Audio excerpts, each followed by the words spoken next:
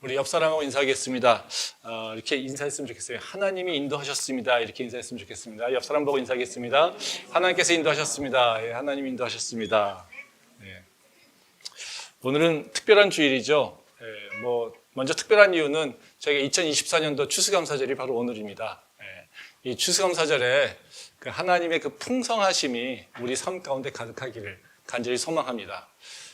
두 번째로 이번 주일이 특별한 것은 뭐냐면요. 또 우리가 예배를 향한 새로운 도전이 있는 때이기도 합니다. 우리가 매주 예배를 드리잖아요. 근데 예배만큼 신앙생활에서 어찌 보면 중요한 일은 없을 겁니다. 근데 사실 좀 생각해 보면요.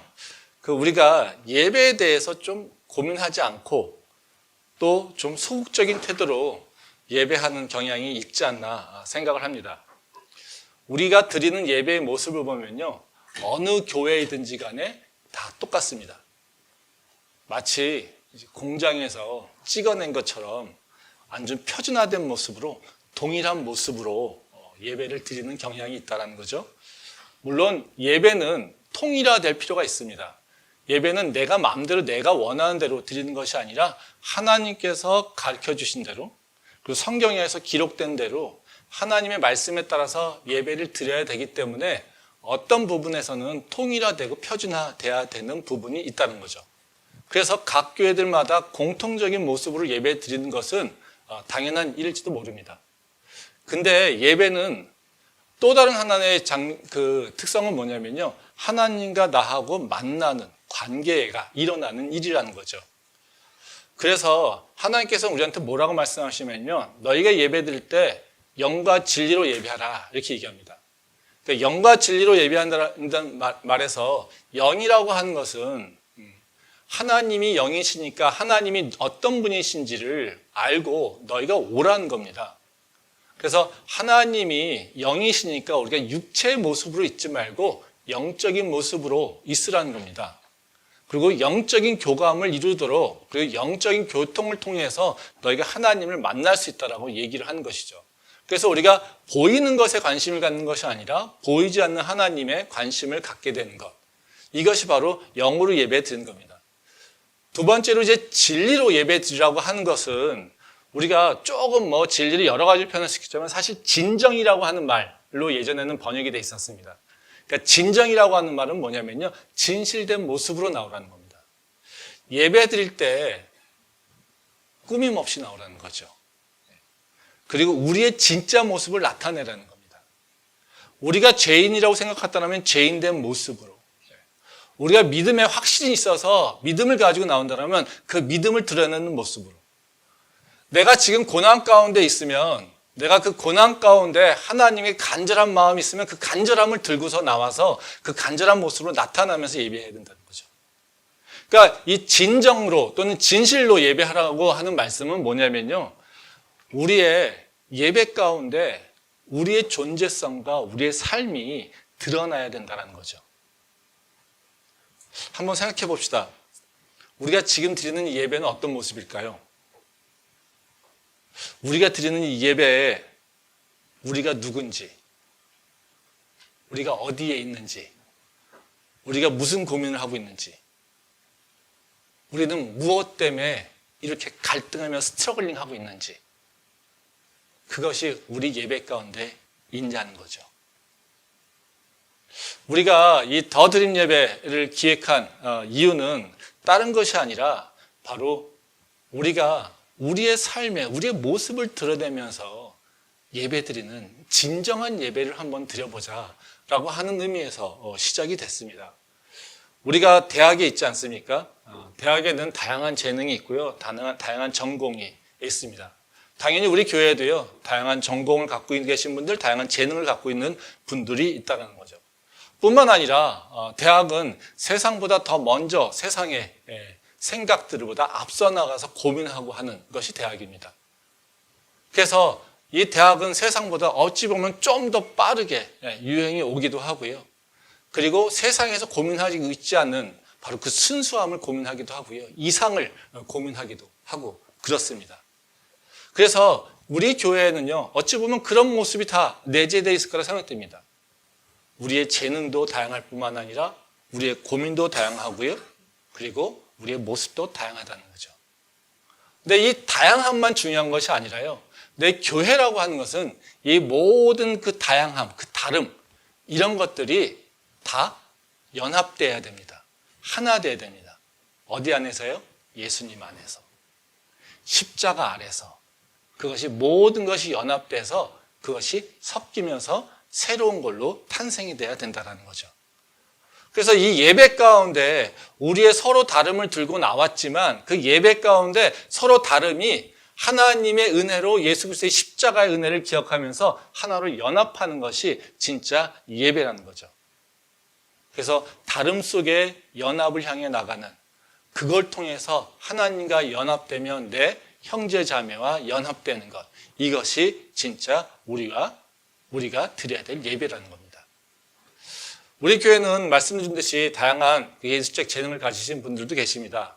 오늘 미술 전공하신 배지연 집사님도 계시고요. 또 음악 전공하신 우리 김순희 집사님도 계시고요. 또 무용을 전공하신 김영미 권사님도 계십니다. 다양한 재능을 갖고 있어요. 그럼 이 재능이 어찌 보면 다 이렇게 각각의, 또 교회에선 다 숨겨져 있습니다. 근데 우리의 삶, 우리의 모습, 이것을 어찌 보면 십자가 안에서 하나로 연결시키는 것이 우리가 드려야 되는, 우리가 고민해야 될 예배의 모습이 아닐까 생각됩니다. 단순히 미술, 무용 이것만이 아니라요. 이제는 우리의 고민들이, 그리고 우리의 세상에서의 갈등들이, 이런 것들이, 우리의 감정들이 어찌 보면 새롭게 우리 예배 속에서 표현되고 또 그것이 해소되고 하는 것들을 어떻게 만들어야 될까라고 하는 것이 바로 우리가 앞으로 해야 될 예배에 대한 고민이라는 것이죠. 오늘은 이제 첫 번째로 그것을 한번 도전해 본 겁니다. 이것이 완결된 것이 아니고요. 우리가 이렇게 한번 예배 드릴 수 있지 않을까? 다양한 방식으로 예배 드릴 수 있지 않을까? 이런 것을 향해서 나가는 첫 번째 발걸음을 뛴 겁니다. 뭐 어색한 부분도 있겠고요. 잘 우리의 이제 익숙하지 않은 부분도 있을 수 있겠지만요. 바로 그런 새로운 도전이라고 하는 것에서 우리가 의미를 찾을 수 있지 않을까 생각됩니다. 오늘은 이제 렘브란트의 그 작품인 십자가에서 내려지는 그리스도라고 하는 그 작품을 그 오브제로 사용해서 미술, 무용, 그리고 설교라고 하는 형식으로 우리의 믿음을 표현을 하고 있습니다. 이 미술 작품은 배재임 선생님이 설명하신 것처럼 예수님의 장례식을 표현한 겁니다.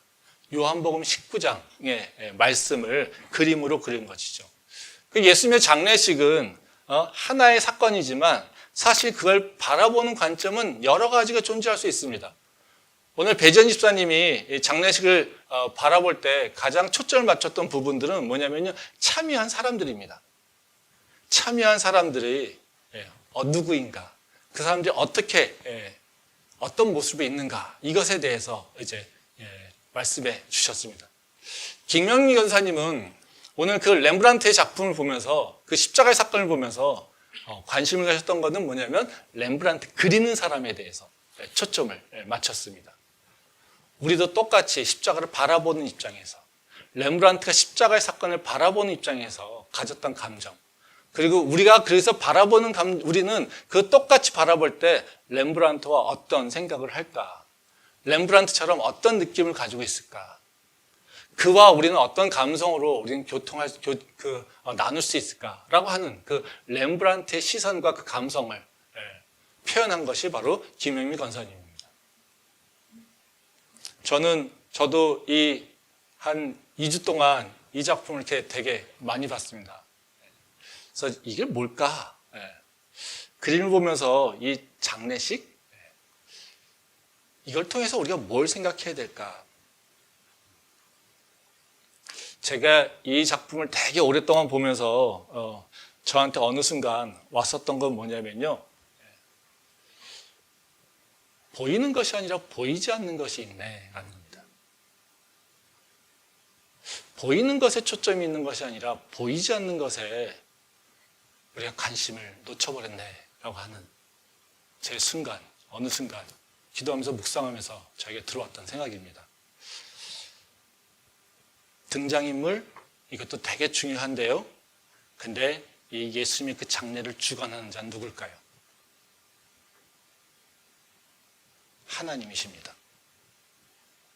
십자가의 사건을 주관하는 분은 하나님이라는 거죠. 하나님이 우리를 위해서 십자가의 사건을 기획하시고 예수님께서 그 하나님의 계획된 것을 실행하셔서 이루셨고요. 그걸 통해서 우리가 새롭게 구원을 얻었다라는 거죠. 그래서 그 십자가의 사건에서는요, 바로 예수님에 대한 얘기뿐만 아니라 그걸 기획하신 하나님의 성품과 하나님의 존재성이 드러나게 된다는 거죠. 그래서 제가 오늘 나누려고 하는 말씀은 다른 것이 아니라 바로 그 존재성에 대한 얘기를 하려고 합니다. 그 예수님의 십자가 사건에서 가장 두려워진 사건은 뭐였냐면요, 있어야 될 사람이 있어야 될 자리에 없다라는 겁니다. 그게 그 그림을 묵상하다 보니까요, 바로 그런 공통점이 있더라고요. 앞에서 배지수님께서 말씀해 주신 것 같이 예수님의 장례식에는 당연히 누가 있어야 됩니까? 밤낮으로 함께하고 가장 많은 하나님 예수님의 그 기적을 경험하고 가장 많은 시간을 보냈고 가장 많이 배웠고, 그렇죠? 네. 그 자들이 있어야지 되는 거죠. 예수님을 가장 자랑스럽게 생각하고 예수님에게 충성을 맹세했던 그런 자들이 당연히 장례식에 있어야 된다는 거죠. 근데 그 자들은 장례식에 없었고요. 우리가 잘 익숙하지 않은 아리마대의 요셉과 니고데모라고 하는 사람이 그 장례 자리를 지키고 있다는 겁니다. 물론 아리마대의 요셉과 이 니고데모가 신앙이 좋고 또 하나님에게 보이지 않는 그 믿음이 있다는 것 부인하지 않습니다. 근데 저는요, 하나님에게 더 초점을 맞추고 싶습니다. 이 아리마대 요셉과 니고데모가 예비되지 않았다라면 그 장례식은 어땠을까요? 아마 예수님의 그 죽음은 어찌 보면 더 모욕적이었을지도 모릅니다. 그 고귀함, 존귀함이 드러나지 않을 수 있다는 거죠.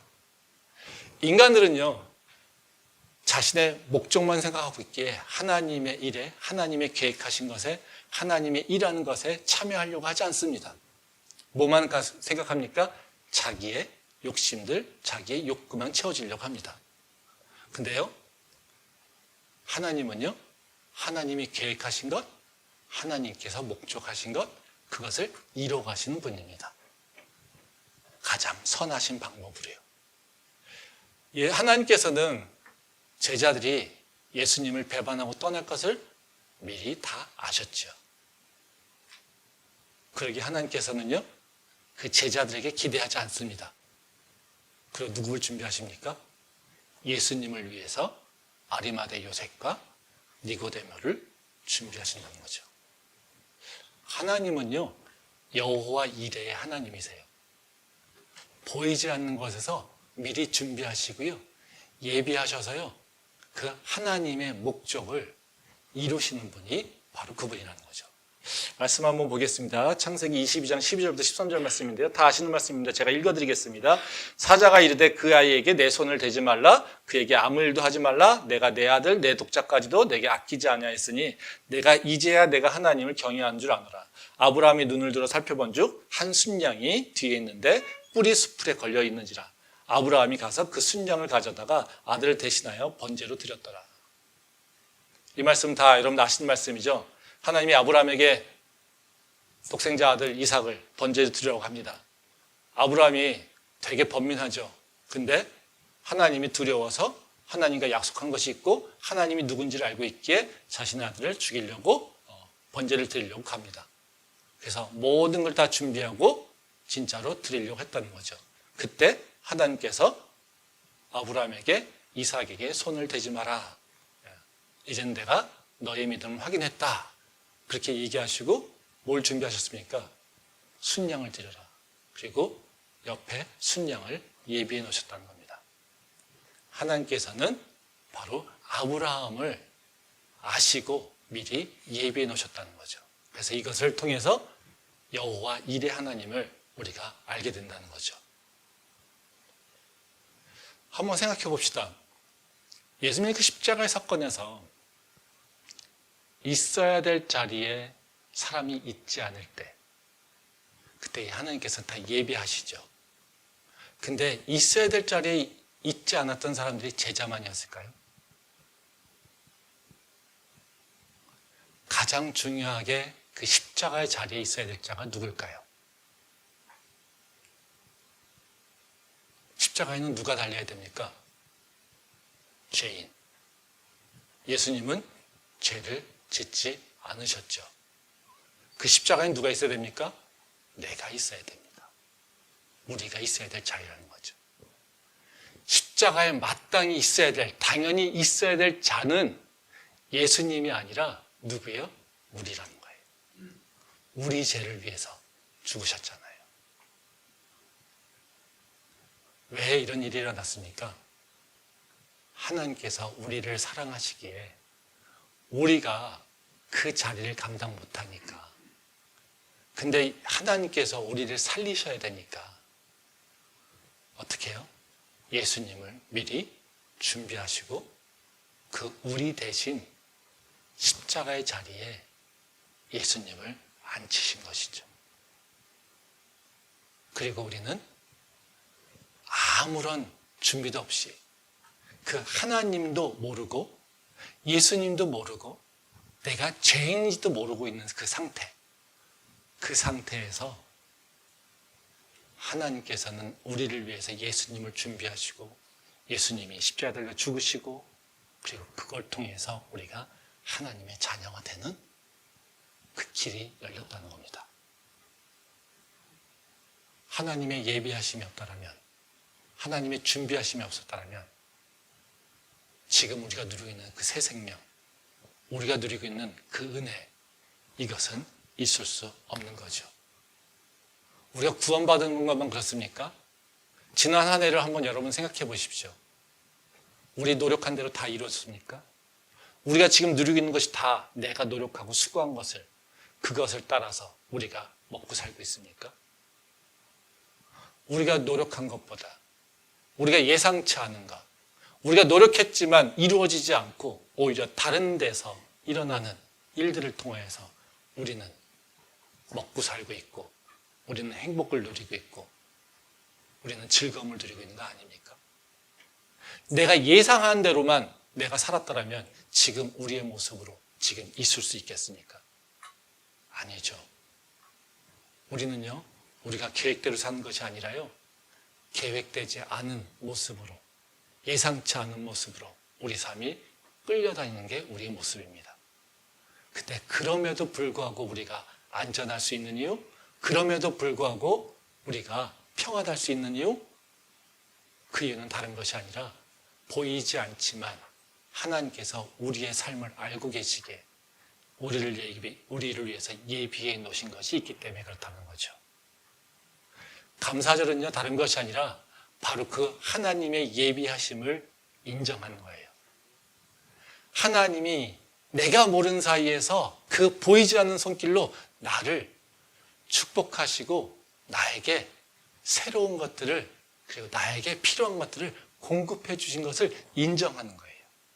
그것이 감사라는 겁니다. 내가 받은 것 가지고 보는 것이 아니라요, 그 내가 누리고 있는 것 그 뒤에서 나를 인도하시는 그 하나님을 인정하고 고백하는 것, 이것이 감사라는 거죠. 이 추수감사절에 십자가를 다시 한번 기억하면서요, 그 하나님의 은혜를 다시 한번 기억하길 바랍니다. 그런데요, 감사는요, 기억하는 걸로 끝나지 않습니다. 그 고백하는 걸로 끝나지 않습니다. 진짜 감사는 어떤 것일까요? 진짜 감사는요, 하나님에게 더 의지하며 나가는 겁니다. 믿음을 지키려고요, 믿음의 싸움을 향해 나가는 겁니다. 그게 바로 진짜 감사라는 거죠. 말씀 한번 제가 읽어드리겠는데요. 사무엘상 7장 12절부터 14절 말씀입니다. 사무엘이 돌을 취하여 미스바와 센 사이에 세워 이르되 여호와께서 여기까지 우리를 도우셨다 하고 그 이름을 에베네셀이라 하니라. 이에 블레셋 사람들이 굴복하여 다시는 이스라엘 지역 안에 들어오지 못하였으며 여호와의 손이 사무엘이 사는 날 동안에 블레셋 사람을 막으심에 블레셋 사람들이 이스라엘에게서 빼앗았던 상업이 에그론부터 가드까지 이스라엘에게 회복되니 이스라엘이 그 사방 지역을 블레셋 사람들의 손에서 도로 찾았고 또 이스라엘과 아모리 사람 사이에 평화가 있었더라. 이 말씀은 사무엘이 통치할 때 블레셋과의 전쟁에 대한 얘기를 하고 있습니다. 사무엘은 그 블레셋과의 전쟁에서 이긴 다음에 그걸 어떻게 하냐면요, 자신들의 능력이 아니다 라고 고백합니다. 그리고 하나님의 도우심이다 라고 고백해요. 그래가지고 뭐 합니까? 여기 보면 하나님이 우리를 도우셨다 하고 그 이름을 에베네셀이라고 해서 반석을 취해가지고 예배를 드린다라는 거죠. 근데 이 에베네셀이라고 하는 고백으로 성경은 기록이 끝나지 않습니다. 그 다음에 계속해서 이어집니다. 이 에베네셀 고백이라고 하는 것이 어떤 결과를 낳냐면요, 바로 이스라엘의 땅이 회복된다는 거죠. 블레셋 사람과의 전쟁이 멈출 뿐만 아니라 블레셋 사람들에게 빼앗겼던 그 땅들이 다시 회복되고 그걸 다시 도로 찾아와서 바로 그 땅이 회복되는 것, 이것으로 연결되어진다는 겁니다. 이게 어떻게 가능하겠습니까? 한 번의 승리로 이것이 됐겠습니까? 성경에서 기록하지 않지만 이제 어떻게 해요? 그 에베네셀이라고 고백했던 이스라엘 백성들이 이젠 자신감을 얻었던 거죠. 아, 우리의 모습으로 싸워서 이기는 것이 아니라 하나님의 능력으로 우리는 싸워서 이기는 거예요. 블레셋과의 전쟁에서 내 힘으로 싸워서 이기는 것이 아니라 하나님의 도우심으로 우리가 이기는 것이야. 그리고 그들과 함께 대등하게 싸우며 나간 것이죠. 그 하나님의 도우심을 내가 경험했기에 거기에 머물러 있는 것이 아니라 이제는 내가 잃어버렸던 것을 다시 찾기 위해서 도전했고, 내가 놓쳤던 것을 다시 회복시키기 위해서 도전했고, 그래서 내가 마땅히 이루어야 될 것들을 이루기 위해서 하나님을 더 의지하며 하나님의 능력을 더 강구하며 나갔던 것이 바로 이스라엘 백성들이 사무엘을 통해서, 사무엘의 지도를 통해서 배웠던 것이라는 겁니다. 하나님의 은혜를 경험한 자, 하나님의 은혜의 그 능력을 내 마음속에 품고 있는 자, 이런 자들은요, 분명하게요, 사는 모습이 다릅니다. 다를 수밖에 없습니다. 입으로 내 능력으로 사는 것이 아니라 하나님의 능력으로 산다라고 하는 그 고백을 하는 자들은 그 삶이 분명히 다를 수밖에 없다라는 거죠. 내 능력이 아니라 하나님의 능력으로 사는 자는 내 원하는 방식으로 살아가는 것이 아니라요, 하나님의 선하신 뜻을 이루려고, 내가 두렵고 내가 할 수 없을 것 같지만 하나님께서 함께 하시기에, 하나님께서 하라 하시기에, 내가 마땅히 해야 될 일이기에 책임감을 느끼면서 도전하는 것, 이것이 하나님의 은혜를 고백하는 자의 모습이라는 겁니다.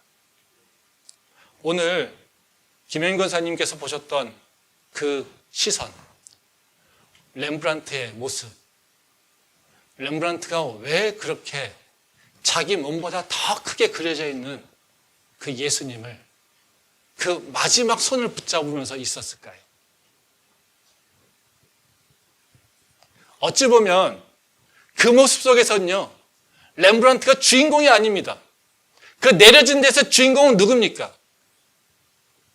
아리마대 요셉과 니고데모가 밑을 받치고 있어요.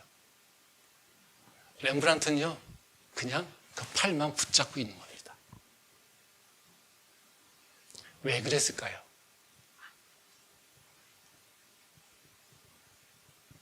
나도 그 하나님의 역사하심에 손을 얹고 싶은 거죠. 하나님과 내가 관계 맺고 싶었던 것이죠. 예수님과 접촉하고 싶었던 거예요. 예수님의 그 은혜를 내가 조금이라도 접촉해서 경험하고 싶었던 거예요. 그래서 렘브란트는 어떻게 해요? 그 손을 붙잡고 자기의 힘보다 힘이 없지만 그거를 굳이 잡은 모습으로 그리고 있는 것 아니겠습니까? 우리가 믿는다는 게 뭐겠습니까? 다른 게 아닙니다. 나랑 하나님하고 연결시키는 거예요. 내 삶에서. 내가 할 수 있는 게 없지만 하나님의 은혜로 살아야 되니까 하나님하고 붙잡으려고 하는 거예요. 하나님을 의지하려고 하는 거예요. 어떻게든 하나님을 붙잡아 보려고 하는 거예요. 그게 우리의 믿음이라는 거죠. 그 하나님의 은혜를 기억하고 살아가는 자의 모습은요, 예수 그리스도의 그 십자가의 능력을 기억하며 그 능력이 내 삶에서 드러나기를, 그 예수님의 그 은혜가 나를 통해서 많은 자들에게 퍼져나가기를, 그 하나님의 그 풍요하심이 나만 경험하는 것이 아니라 나를 통해서 내 주변 사람들에게 퍼져나가기를, 그것을 위해서 내가 하나님을 붙잡고 예수 그리스도의 그 몸을 붙잡고 끌고 나가려고 하는 게 바로 예수님의 은혜를 고백하며 감사하는 자라는 거죠. 그때 우리는요, 승리하게 되는 거고요. 그때 우리는요, 하나님의 능력을 경험하게 되는 거고요. 하나님의 영광을 선포하게 되는 겁니다. 우리 이 감사절에 다시 한번 십자가를 좀 기억했으면 좋겠고요. 고백하는 걸로 끝나는 것이 아니라요, 이제는 새로운 믿음으로 이제는 도전해 나가며 잃어버렸던 그 열정을 회복하고요. 잃어버렸던 그 사명을 회복하고요. 잃어버렸던 말씀으로 다시 회복하여서 말씀으로 무장하고 이제는 세상을 이기는 자로 나가야 됩니다. 그게 우리 경희 캠퍼스 열린 예배 될 수 있기를 소망합니다. 기도하겠습니다. 오늘 말씀을 기억하면서 잠시만 묵상으로 기도하겠습니다. 지난 한 해를 돌아보면서 하나님의 은혜를 기억하면 좋을 것 같아요. 보이진 않은 하나님, 눈에 띄게 나타나지 않은 그 하나님의 손길들, 이것들을 다시 한번 기억하면서요, 내가 지금 누리고 있는 것에 하나님의 역사하심을 다시 한번 고백하고 하며 잠시만 감사로 기도하며 나가도록 하겠습니다. 잠시만 묵상으로 기도하겠습니다.